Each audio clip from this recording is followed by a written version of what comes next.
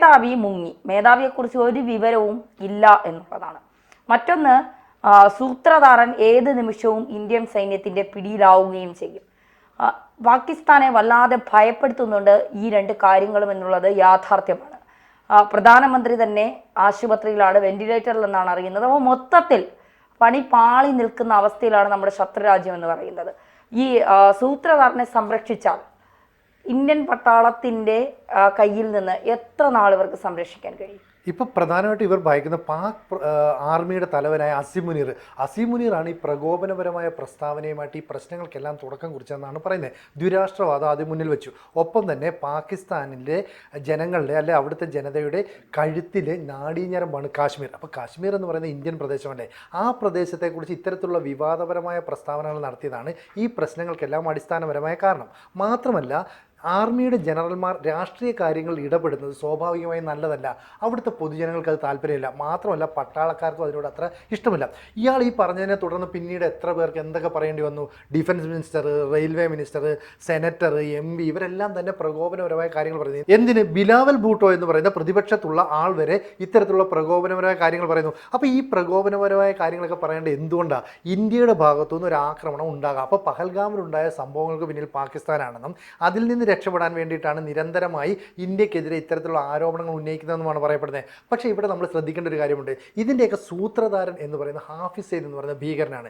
ഇയാളാണ് കശ്മീരിലുണ്ടാകുന്ന ഭീകര പ്രവർത്തനങ്ങൾക്ക്, ഈ പഹൽഗാമിലുണ്ടായ സംഭവങ്ങൾക്ക്, മുമ്പ് ഒരുപാട് ഇന്ത്യക്ക് എതിരെ നടന്ന സ്ഫോടന പരമ്പരകൾക്ക് ഒക്കെ പിന്നിൽ പ്രവർത്തിച്ചത്. അപ്പോൾ ഹാഫിസ് സെയ്ദിനെ നമ്മൾ എല്ലായ്പ്പോഴും ഒരു കുറ്റവാളിയായിട്ടാണ് കാണുന്നത്. എന്ന് പറഞ്ഞാൽ മോസ്റ്റ് വാണ്ടഡ് ടെററിസ്റ്റ്. അതാണ് ഇന്ത്യയെ സംബന്ധിച്ചിടത്തോളം ഹാഫിസ് സെയ്ദ്. ഇത് ഇന്ത്യക്ക് മാത്രമല്ല, അമേരിക്കയും UK-യും ഫ്രാൻസും ഒക്കെ ഇയാളെ ഇങ്ങനെ കാണുന്നത്. UN പോലും ഒരു ഭീകരവാദിയായി പ്രഖ്യാപിച്ച ഹാഫിസ് സെയ്ദ് ഇയാൾ ഇപ്പോഴും പാകിസ്ഥാനിൽ സേഫാണ്.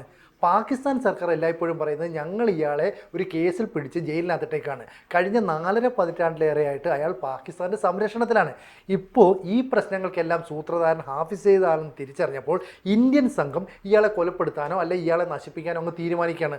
അതോടുകൂടി പാക് ഇൻ്റലിജൻസ് ഇതേക്കുറിച്ച് കൃത്യമായ നിരീക്ഷണം നടത്തി. അപ്പോൾ പറഞ്ഞു, എവിടെ കൊണ്ട് ഒളിപ്പിച്ചാലും ഇന്ത്യയുടെ വ്യോമസേന ലക്ഷ്യമിടുന്ന ഹാഫിസ് സെയ്ദിനെയാണ്. സുരക്ഷിതമായിട്ട് ഒരു ജനവാസ കേന്ദ്രത്തിലേക്ക് ഹാഫിസ് സെയ്ദിനെ ഇപ്പം മാറ്റി. ISIയുടെ പ്രൊട്ടക്ഷനിൽ കമാൻഡോകളുടെ വലയത്തിനുള്ളിലാണ് ഹാഫിസ് സെയ്ദ് താമസിക്കുന്നതായിക്കോട്ടെ, വളരെ ഇടുങ്ങിയ ജനസാന്ദ്രതയുള്ളൊരു മേഖലയിൽ. കാരണം അവിടെ താമസിക്കുന്ന പാകിസ്ഥാൻകാരായ സിവിലിയൻ, സാധാരണക്കാരായ മാർക്കറ്റ്, അതുപോലെ തന്നെ സ്ഥാപനങ്ങൾ, വ്യാപാര സമുച്ചയങ്ങൾ ഇതൊക്കെയുള്ള ഒരു സ്ഥലമാണെങ്കിൽ അവിടേക്ക് ഇന്ത്യ ഒരു ആക്രമണം നടത്തില്ല. അങ്ങനെ നടത്തിയാൽ അത് വലിയ ഭീകരാന്തരീക്ഷം സൃഷ്ടിക്കുകയും ഇന്ത്യ ലോകത്തിന് മുമ്പിൽ നാണം കെടുകയും ചെയ്യും. അതുകൊണ്ട് ഹാഫിസ് സെയ്ദിനെ നമുക്കിവിടെ നിർത്താം. അപ്പോൾ ഇന്ത്യ പലതവണയായിട്ട് പറഞ്ഞിട്ടുണ്ട്, ഇന്ത്യയിൽ നടക്കുന്ന പല പ്രവർത്തനങ്ങൾക്കും ചുക്കാൻ പിടിച്ചത് ഹാഫിസ് സെയ്ദാണ്. ISI ഉൾപ്പെടെയുള്ള ഇവരുടെ പ്രവർത്തനങ്ങളുടെ തെളിവുകൾ ഇന്ത്യ ലോകരാജ്യങ്ങൾക്ക് മുന്നിൽ വെച്ചു. പക്ഷേ ആരും മൈൻഡ് ചെയ്തില്ല. ഇപ്പോൾ ഇന്റർപോൾ അടക്കം തിരയുന്ന ഹാഫിസ് സെയ്ദിനെ സംരക്ഷിക്കേണ്ട ബാധ്യത പാക് സേനയ്ക്കുണ്ട്, അല്ലെങ്കിൽ പാക് സർക്കാരിനുണ്ട്. നിലവിൽ പാക് പ്രധാനമന്ത്രി ഷഹബാസ് ഷെരീഫ് എവിടെയാണ്? ഹാർട്ട് അറ്റാക്ക് വന്നു, അയാൾ ആശുപത്രിയിലാണെന്നൊക്കെ പറയുന്നു, നമുക്കറിയില്ല. ഇനി അസീം മുനീർ എന്ന് പറയുന്ന ഈ ആർമി ചീഫ് എവിടെയാണ്? അയാൾ അവിടുന്ന് മുങ്ങി. അപ്പോൾ ഈ പ്രശ്നങ്ങളെല്ലാം ഉണ്ടാക്കിയിട്ട് ആർമി ചീഫ് പതുക്കെ മുങ്ങുന്നു. പ്രധാനമന്ത്രിയായ ഷഹബാസ് ഷെരീഫ് പറയുന്നു, ഈ പ്രശ്നമെല്ലാം ഉണ്ടാക്കിയത് അയാളല്ലേ, ഈ പ്രശ്നം അയാളെടുത്ത് ഹാൻഡിൽ ചെയ്യാൻ പറ. വളരെ സിമ്പിളായിട്ട് അയാൾ കൈ കഴുകുന്നു. അപ്പോഴും ഹാഫിസ് സെയ്ദിനെ പ്രൊട്ടക്റ്റ് ചെയ്യേണ്ടത് പാകിസ്ഥാൻ എന്ന് പറയുന്ന രാജ്യത്തിൻ്റെ ആവശ്യമാണ്. കാരണം എന്തെങ്കിലും കാരണവശാൽ ഇയാൾ പുറത്തേക്ക് വന്നു കഴിഞ്ഞാൽ ലോകരാജ്യങ്ങൾക്ക് മുന്നിൽ അറിയാം പാകിസ്ഥാനാണ് തീവ്രവാദത്തെ ഉറപ്പിക്കുന്നത് അല്ലെങ്കിൽ വളർത്തിക്കൊണ്ടുവരുന്നത്. അപ്പോൾ ഇത്തരത്തിൽ ലോകരാജ്യങ്ങളുടെ മുമ്പിൽ പിടിച്ചു നിൽക്കണമെങ്കിൽ ഹാഫിസ് സെയ്ദിനെ പൊതിഞ്ഞു പിടിക്കാം. അതുകൊണ്ട് ഇയാളെ താമസിച്ച സ്ഥലത്തുനിന്ന് 4 കിലോമീറ്റർ ചുറ്റളവിൽ CCTV നിരീക്ഷണം ഏർപ്പെടുത്തി. കൂടാതെ ഫേസ് മാസ്ക് പ്രൊട്ടക്ഷൻ അടക്കമുള്ള സംവിധാനങ്ങൾ ഏർപ്പെടുത്തി. എന്തെങ്കിലും തരത്തിലുള്ള വ്യോമാക്രമണം ഉണ്ടാവുകയാണെങ്കിൽ അതിനെ പ്രതിരോധിക്കാനുള്ള സംവിധാനങ്ങൾ ഒരുക്കി. അപ്പോൾ ഇത് നമ്മുടെ സാറ്റലൈറ്റ് ഉപഗ്രഹങ്ങൾക്ക് അല്ലെ സാറ്റലൈറ്റുകൾക്ക് കണ്ടെത്താൻ കഴിയും. അവിടെ എന്തിനാണ് അമിതമായ സുരക്ഷ ഏർപ്പെടുത്തിയേക്കുന്നത്? അങ്ങനെയാണെങ്കിൽ ഹാഫിസ് സെയ്ദിനെ ഒളിവിൽ പാർപ്പിച്ചിരിക്കുന്ന അവിടെയാണ്. ആ ലക്ഷ്യത്തിലേക്ക് നമ്മൾ നീങ്ങിയാൽ പാകിസ്ഥാന് കിട്ടാവുന്ന ഏറ്റവും വലിയ അടിയായിരിക്കും. അപ്പോൾ ലോകരാജ്യങ്ങളുടെ മുമ്പിൽ, ഇന്ത്യയുടെ മുന്നിലൊക്കെ മോസ്റ്റ് വാണ്ടഡ് ടെററിസ്റ്റായ ഹാഫിസ് സെയ്ദിനെ ഒളിപ്പിച്ചുകൊണ്ട് പാകിസ്ഥാൻ അടുത്ത തന്ത്രം മെനയുന്നു. പഹൽഗാം ആക്രമണത്തിൻ്റെ സൂത്രധാരൻ ഇയാളാണെന്ന് നമ്മൾ ലോകത്തോട് വിളിച്ചു പറയുന്നു. UN അടക്കം അത് തിരിച്ചറിയുന്നു.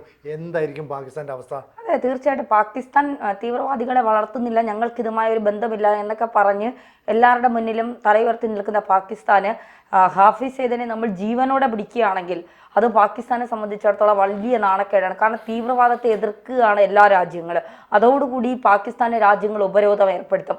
അപ്പോൾ ഇപ്പൊ തന്നെ പാകിസ്ഥാന് UN-ലൊക്കെ തെമ്മാടി രാജ്യം എന്നുള്ള രൂക്ഷ വിമർശനമാണ് ഇന്ത്യ പാകിസ്ഥാനെതിരെ ഉന്നയിച്ചത്. മിക്ക രാജ്യങ്ങളും അങ്ങനെ തന്നെയാണ്. വെള്ളമില്ല എന്ന് പറഞ്ഞ് കിടന്ന് കരയുന്നു. എങ്ങനെ വെള്ളം തരാനാണ്? തീവ്രവാദത്തെ വളർത്തുന്നവർ വെള്ളമില്ലാതെ ചാകണം എന്നൊക്കെ അമേരിക്കയിൽ നിന്ന് വലിയ ട്രോൾ രൂപത്തിലൊക്കെ വരുന്നുണ്ട്.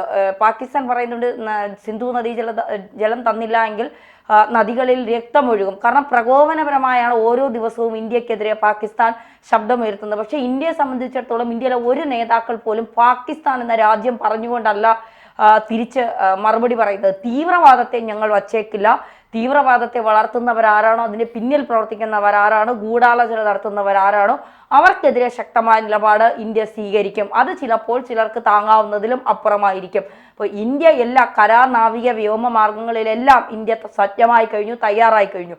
അങ്ങനെ നോക്കുമ്പോൾ ഏത് ജനവാസ മേഖലയിൽ കൊണ്ട് ഹാഫിസ് സയ്യിദിനെ ഒളിപ്പിച്ചാലും അവിടെ നിന്ന് പൊക്കി ഇന്ത്യയിലേക്ക് കൊണ്ടുവരാൻ ഇന്ത്യൻ സേനയ്ക്ക് കഴിയും. ഇല്ലെങ്കിൽ അയാൾ ഇരിക്കുന്നിടത്ത് ചെന്ന് മിസൈലിട്ട് ആ സ്ഥലം തീർക്കാനുള്ള ബ്രഹ്മോസ് പോലുള്ള തദ്ദേശീയമായി നിർമ്മിച്ച സൂപ്പർസോണിക് മിസൈലുകൾ നമുക്കുണ്ട്. ലക്ഷ്യം കണ്ടിട്ട് തിരിച്ചു വരാനുള്ള, മറ്റൊരു ദുരന്തവും ഉണ്ടാക്കാതെ ലക്ഷ്യസ്ഥാനത്തെത്തി ലക്ഷ്യം കണ്ടിട്ട് തിരിച്ചു വരാനുള്ള. അപ്പോൾ പാകിസ്ഥാൻ ഭയക്കണമെന്നല്ല, നന്നായി ഭയക്കണം ഇന്ത്യയെ. എവിടെ കൊണ്ടുപോയി, ഏത് ബ്ലാക്ക് കാറ്റ്സിന്റെ ഇടയിൽ കൊണ്ടുപോയി, ഏത് ജനവാസ മേഖലയിൽ കൊണ്ടുപോയി, ഏത് ഇടുങ്ങിയ സ്ഥലത്ത് കൊണ്ടുപോയി ഇയാളെ ഒളിപ്പിച്ചാലും ഇന്ത്യ അവിടെ നിന്ന് ഞൊടിയിടയിൽ പൊക്കിക്കൊണ്ട് വരുമെന്നുള്ള കാര്യത്തിൽ സംശയം വേണ്ട. നയതന്ത്ര പ്രകാരം പാകിസ്ഥാന് താങ്ങാവുന്നതിലും അപ്പുറമാണ്. അപ്പോൾ ആ നിലയ്ക്ക് പാകിസ്ഥാന് ഇനി ഇന്ത്യൻ സൈന്യം തരുന്ന തിരിച്ചടി ഏത് തരത്തിൽ താങ്ങാൻ കഴിയും? ഈ അസീം മുനീറിനെ അതിനുശേഷം നമ്മൾ ആരും കണ്ടിട്ടില്ല പാക് മേധാവി എന്നുള്ളതാണ്. ഷഹബാസ് ഷെരീഫ് കൈ ഒഴിഞ്ഞു കഴിഞ്ഞു, നിങ്ങൾ വരുത്തി വെച്ചതെങ്കിൽ നിങ്ങൾ തന്നെ അനുഭവിച്ചോ എന്ന് പറഞ്ഞുകൊണ്ട് നിസ്സാര സിവിലിയൻസ് ആണ് അവിടുത്തെ, ഒരു തെറ്റും ചെയ്യാതെ സിവിലിയൻസ് ആണ് അവിടെ കിടന്ന് ഈ പാകിസ്ഥാൻ കാണിക്കുന്ന ഈ എല്ലാ ചെറ്റത്തരത്തിനും അനുഭവിക്കുന്നത് അവരാണ്. അപ്പോൾ തീർച്ചയായിട്ടും ആഭ്യന്തര കലകം പാകിസ്ഥാൻ ഉണ്ടാകുമെന്നുള്ള കാര്യത്തിൽ സംശയം വേണ്ട. ഇനി എന്താകും എന്നുള്ളതാണ് ചോദ്യം.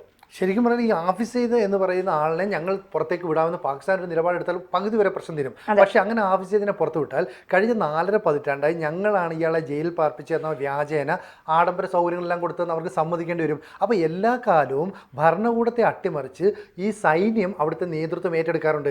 ഈ അസീം മുനീറിന്റെ ലക്ഷ്യം ഇതായിരുന്നു, ഒരു പാക് അട്ടിമറി വേണമെങ്കിൽ നടന്നോട്ടെ, അങ്ങനെ അട്ടിമറി നടത്തുകയാണെങ്കിൽ ഞാൻ ഇതിൻ്റെ സാരഥ്യം ഏറ്റെടുക്കാം. അതിനുവേണ്ടി ജനങ്ങൾക്കിടയിൽ ഒരു വലിയ വികാരം സൃഷ്ടിക്കാൻ അയാളുടെ പ്രസംഗത്തിന് സാധിച്ചു. സാധാരണ പട്ടാള മേധാവിയിൽ നിന്ന് വ്യത്യസ്തമായി ഈ ഇസ്ലാമിൻ്റെ വിശുദ്ധ ഗ്രന്ഥം പൂർണ്ണമായും പഠിച്ച ആളാണ് ഈ അസീം മുനീർ. അയാൾ പ്രസംഗത്തിനിടയിൽ ഇതിലെ ഉദ്ധരണികളൊക്കെ പ്രസംഗത്തിൽ ഉപയോഗിക്കും. അപ്പോൾ ഇതൊക്കെ കേൾക്കുമ്പോൾ തീവ്രവാദികൾക്ക്, ഭീകരവാദികൾക്ക് ഇയാളോടുള്ള അടുപ്പം കൂടും. ഒപ്പം പാക് ആർമിയിൽ ഒരു വിഭാഗത്തിനുള്ള പിന്തുണയുണ്ട്. പക്ഷേ മറുവിഭാഗം എല്ലാ കാലവും ഇമ്രാൻഖാൻ എന്ന് പറയുന്ന മുൻ പ്രധാനമന്ത്രിയുടെ കൂടെയാണ്. അതാണ് പാകിസ്ഥാൻ പട്ടാളം ഇപ്പോൾ നേരിടുന്ന പ്രതിസന്ധി. അതായത് പട്ടാളത്തിൽ ഒരു വിഭാഗം ഇമ്രാൻഖാനെ അനുകൂലിക്കുന്നതുകൊണ്ട് തന്നെ അസീം മുനീറിൻ്റെ നിലപാടുകളെ അംഗീകരിക്കുന്നില്ല. അതുകൊണ്ട് അസീം മുനീറിൻ്റെ പട്ടാളം ഹാഫിസ് സയ്യിദ് എന്ന് പറയുന്ന ഭീകരവാദിയെ പൊതിഞ്ഞു വെച്ചുകൊണ്ട് ഒരു കമാൻഡോ പ്രൊട്ടക്ഷൻ ഒരുക്കുകയാണെങ്കിൽ അതിൽ നിന്ന് വിവരങ്ങൾ ചോർത്തി കൊടുക്കാൻ പാക് ഈ ഇമ്രാൻഖാൻ അനുകൂലികളായ പട്ടാളക്കാർ ശ്രമിക്കും. അതുകൊണ്ടാണ് 5000-ഓളം സൈനികർ നിലവിൽ അവിടെ നിന്ന് രാജിവെച്ചു എന്നുള്ള വാർത്തകൾ പുറത്തു വരുന്നത്. അത് അസീം മുനീറിനെ പ്രതിസന്ധിയിലാക്കും. അപ്പോൾ എത്രയൊക്കെ പൊതിഞ്ഞു പിടിച്ചാലും ഇന്ത്യ വിചാരിച്ചാൽ അവരുടെ അണ്ണാക്കിലേക്ക് മിസൈൽ അയക്കാൻ നമുക്ക് സാധിക്കും. അതിനുള്ള കപ്പാസിറ്റി നമുക്കുണ്ട്. അപ്പോൾ ഇൻ്റലിജൻസ് സംവിധാനങ്ങളുണ്ട്, സാറ്റലൈറ്റിൻ്റെ സഹായങ്ങളുണ്ട്. ഇതെല്ലാം കൂടെ വരികയാണെങ്കിൽ ഹാഫിസ് സയ്യിദിനെ തീർക്കാൻ നമുക്ക് പറ്റും. അപ്പം നമ്മുടെ 5-6 പ്രധാനപ്പെട്ട ലക്ഷ്യങ്ങളിൽ ഏറ്റവും പ്രധാനപ്പെട്ടതെന്ന് പറയുന്നത് ഹാഫിസ് സയ്യിദിനെ തീർക്കുക എന്നുള്ളതാണ്. ഇത്രയും കാലം നമുക്ക് എന്തൊക്കെ ഉപദ്രവം ഇയാൾ ഉണ്ടാക്കി തന്നോ അതിനെ ഇതോടുകൂടി വേരറുത്ത് ഇല്ലാതാക്കുക, ഈ ലക്ഷ്യത്തിലേക്കല്ലേ നീങ്ങുക. തീർച്ചയായിട്ടും അത് തന്നെയാണ്. ഇന്ത്യ ഹാഫിസ് സയ്യിദിനെ തൂക്കുമെന്ന് പറഞ്ഞാൽ ഇന്ത്യൻ പിള്ളേർ തൂക്കിയിരിക്കും, ഉറപ്പാണ്.